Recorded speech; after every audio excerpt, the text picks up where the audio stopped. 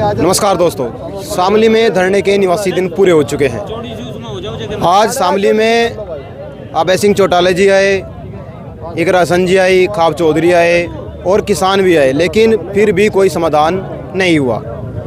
कल 90 दिन पूरे हो जाएंगे, यानी कि पूरे 3 महीने हो जाएंगे। हालांकि जो यहाँ की प्राइवेट कंपनियाँ हैं उन्होंने 28 महीना जो है 28 दिन का कर दिया है। बिल्कुल किसानों को एक तरफ करके उनकी आवाज़ को दबाने की कोशिश करना, लगातार किसानों के ऊपर दबाव बनाना, शायद अभी फ़िलहाल हाल ही में हुआ है। अब हम इकरा हसन जी से बात करेंगे कि क्या उनको उम्मीद लगती है कि चंद दिनों में पेमेंट हो जाएगा, क्योंकि मैं गांव में जा रहा हूं, लोग लगातार मेरे पास कॉल कर रहे हैं कि भाई कुछ लगते हैं क्या आसार, या फिर गन्ने को रफा दफा कर दें। पहले तो आपका गांव ग्वांड में स्वागत है। बहुत बहुत शुक्रिया। क्या लगता है आपको, जैसा आज आप भी 3-4 बार धरने में लगातार आई ली, अब आपको क्या लगता है, कुछ बनने की बात या नहीं? देखिए, अपने लोगों की उम्मीद नहीं तोड़नी चाहिए, लेकिन जिस तरीके से हमारे लोगों की बातें नहीं सुनी जा रही, उनकी मांगों को नहीं माना जा रहा, तो अभी कुछ कह नहीं सकते। और ये सरकार ही है जो जिसने 13 महीनों तक किसानों को मजबूर करा अपना कामकाज छोड़कर धरने पर बैठने को। आज हम हर ज़िले के स्तर पर, हर मील के स्तर पर हमें धरने देने पड़ रहे हैं। तो इनकी मंशा ही नहीं है हमारे लोगों के हकों को, उनके अधिकारों को उन्हें देने की, तो अभी कुछ कह नहीं सकते। वो तो सरकार की नीयत है, देखें बदलती है या नहीं। शायद 24 के चुनाव के दबाव में बदल जाए, ऐसा हो सकता है। नहीं, गन्ने की पेमेंट ही तो मिल सकती है, सरकार तो बदलने वाली नहीं। किसान तो कह रहे हैं हमें गन्ने की पेमेंट दे दो, पूर्ण भुगतान कर दो, अगले 14 दिन का समाधान कर दो, हम तो दोबारा फिर वोट कर देंगे। अगर चुनाव के नज़दीक आते ही ये काम कर दिया तो किसान तो दोबारा वापस चले जाएंगे ना उधर ही।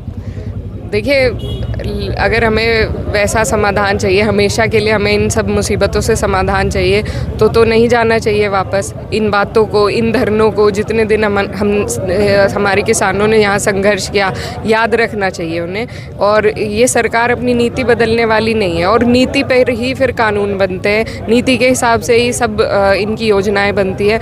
तो अगर किसान अब भी ना समझे तो कहीं ना कहीं फिर उसमें हमारी खुद की गलती है, उसमें फिर सरकार को दोषी नहीं ठहरा सकते। वो तो कह रहे हैं हमारी नीति एकदम बिल्कुल साफ स्वच्छ हैं, हमने किसानों को चलने के लिए रोड दे दिए। जहाँ किसानों को शामली तक आने के लिए कई घंटे का सफ़र करना पड़ता था, दिल्ली तक जाने के लिए अगर कोई मरीज़ है कई घंटे का सफ़र करना पड़ता था, सेकंडों में जाएगा वो व्यक्ति।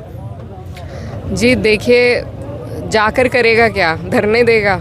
धरनों के लिए ही बनाए ये रोड उन्होंने। पेमेंट तो कहीं नहीं हो रही ना। 14 दिन का जो वादा किया था वो तो आज तक लागू ही नहीं हुआ है, और ना ऊपर से ब्याज मिल रहा है। तो सड़कें हैं, सिर्फ किसानों के लिए नहीं है, पूंजीपति भी चलते हैं सड़कों पे, तो सभी के लिए हैं वो। और उनसे ज़्यादा उन पर टोल टैक्स लगा दिए हैं। टोल की समस्या इतनी है, किसान पर तो हर तरह की मार है, हर तरीके की महंगाई की मार है। वो अपने बच्चों की फ़ीस नहीं भर सकता क्योंकि पेमेंट नहीं हो रही। फिर इधर उधर जाने के लिए भी जो समाधान उन्होंने किया है, उसके साथ साथ उन्होंने उसे भी टैक्स करने का वो बना दिया है। तो हर जगह समस्या है, महंगाई लगातार बढ़ती जा रही है। आम जनता जो है, जो गरीब तबका है, उसके लिए कोई समाधान नहीं है। हमें तो नहीं नज़र आता, सिर्फ पूंजीपतियों की ये सरकार है और उन्हीं के लिए ये काम करती है, और उन्हीं के लिए नीतियाँ इनकी बनती हैं। सारी चीज़ें प्राइवेट करते जा रहे हैं धीरे धीरे। तो आपका हमारा कोई फ़ायदा इस सरकार में हमें तो नज़र नहीं आता है। सिर्फ अगर सड़कें हैं तो, लेकिन टोल भी हैं उन पर, गरीब आदमी कैसे भरेगा? तो आप पहले भी सड़कों की बात हम कर चुके हैं, लेकिन ये कुछ तो काम सरकार भी दिखाएगी, या बस ये बाहर विदेशों में घूमने के लिए ही बनाई गई है? कुछ तो यहाँ पर इन्हें भी करके दिखाना पड़ेगा, और इसमें इनका कोई एहसान हम नहीं मानते। ये तो हर सरकार का फ़र्ज़ होता है। कोई हम सब भी जनप्रतिनिधि हैं, कोई काम करते, कोई अपने घर से नहीं करता। ये सब आपका हमारा पैसा है। अगर सड़क पर लग भी रहा है तो इसमें सरकार का हम कोई एहसान नहीं मानेंगे, ये उनका फ़र्ज़ है करना। एहसान वो होता कि जब वो हमारे दुख दर्द को समझकर हमारे लिए ऐसी लाभकारी योजनाएं निकालती जिससे किसान वर्ग, मजदूर वर्ग आगे बढ़ पाता और तरक्की कर पाता। और जब हर व्यक्ति की तरक्की होगी तभी देश की भी तरक्की होगी, वरना तो हम पिछड़ते जा ही रहे हैं। नहीं, ये जो आपने लाइन बोली है तो गांधी जी की लाइन है, मतलब क्रय शक्ति जब तक मजबूत नहीं होगी, जो लाइन का अंतिम व्यक्ति है उसकी, वो देश मजबूत नहीं हो सकता। वो तो गांधी को गाली देते हैं, एक तरफ गोडसे की भी पूजा करेंगे, एक तरफ गांधी की भी पूजा करेंगे। ये क्या सिस्टम है इनका, समझ में नहीं आया कुछ। ये देखिए, काम इन्हें करना नहीं है, मेन मुद्दों से ध्यान भटकाने के लिए ये इस तरह की बातें लेकर आते हैं। भाई हिस्ट्री में जाकर अब हम सब जो हमारे जितने भी पूर्वज रहे हैं, हम सबका सम्मान करते हैं, जो भी इस धरती से जन्मे हैं, जिन्होंने इस धरती के लिए कभी भी बलिदान दिया है, काम किया है। आज हम सब के पूर्वज इसी धरती के हैं। उन्हीं पर इन्होंने विवाद छेड़ दिया कि ये उस बिरादरी के हैं, वो इस बिरादरी के हैं। इन्हें इसके अलावा कोई आता नहीं, या तो हिंदू मुस्लिम या बिरादरीवाद। ये ना काम करना जानते, ना करना चाहते हैं, तो यही सब करेंगे। अब तो हमें अपनी आंखें खोलने की ज़रूरत है, जो आम जनता है। 10 साल हो गए कि हम यही सब देखते आ रहे हैं अपने देश में, तो अब ज़रूरत है कि काम के मुद्दों पर बात की जाए। ये सब तो हम सभी पूर्वजों का, अपनों का सम्मान करते हैं। कोई बिरादरीवाद हमें इस चीज़ में लाना ही नहीं चाहिए। तो अब हम सब, मुझे लगता है कहीं ना कहीं सबकी आंखें खुल रही हैं और अब मेन मुद्दों पे सवाल हो रहे हैं, तभी लगातार धरने चल रहे हैं। नहीं, 24 के चुनाव को आप किस तरीके से देखती है? जैसे चुनाव नज़दीक आते जा रहे हैं, लेकिन एनडीए में जो दल हैं उसके, चाहे वो अखिलेश यादव जी हों, जयंत चौधरी जी हों, उधर से राहुल गांधी जी, इंडिया में राहुल गांधी जो कोई ना कोई इस तरह की कमेंट हो जाती है, जिसकी वजह से जो आम जनता है वो सोच रही है कि कहीं ना कहीं गठबंधन जो है टूट सकता है। जैसे ही 24 के चुनाव आएंगे, धड़ाम हो जाएगा सब।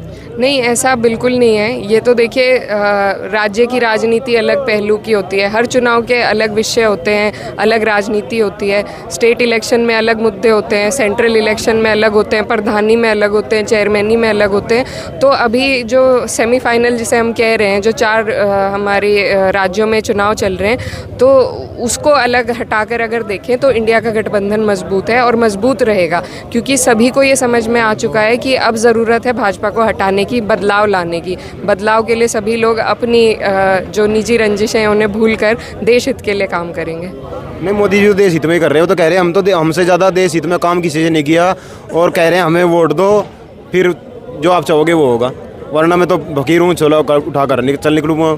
देश हित तो दिख रहा है, यहाँ धरने पर बैठे, ये देश हित तो हो रहा है। यहाँ 88 दिन हो गए, किसी ने पूछा, कोई भाजपा का नेता आया एक भी दिन आश्वासन देने के लिए?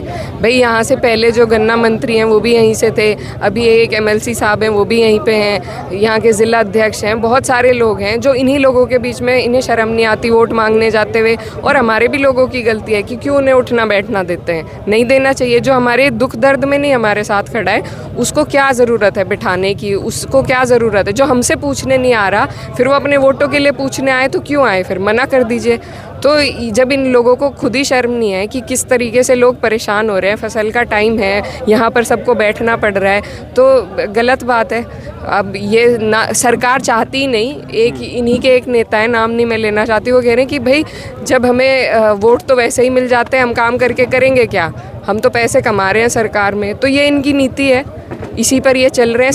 नाम लेने में क्या दिक्कत है? बस नाम लेकर ज़्यादा विवाद बढ़ते हैं। इसी तरीके, ये इनके सारे ही नेताओं की यही बात है, कोई किसी का काम नहीं करना चाहता। आज भी जिस तरीके से लोगों के काम हो रहे हैं, सबको पता है किस तरीके से हो रहे हैं। ये अपने भी लोगों के, जो इनके अड़कर सपोर्टर रहे हैं, उनके भी काम कराने में असक्षम है। तो ये तो इस सरकार में किसी नेता का कोई वर्चस्व है नहीं, ये सिर्फ विभाजन के बल पर बने हैं और उसी के बल पर ये आगे भी राजनीति करना चाहते हैं। इनकी किसी नेता का वर्चस्व नहीं है कि यहाँ से अगर किसी के दिल में छोटी बात भावना आ भी जाए किसानों के लिए, तो वो ऊपर जाकर कह नहीं सकता कि भाई ऐसा हो रहा है हमारे लोगों के साथ, हमारे ज़िले में ऐसा हो रहा है, तो कुछ हमारे लोगों का समाधान हो।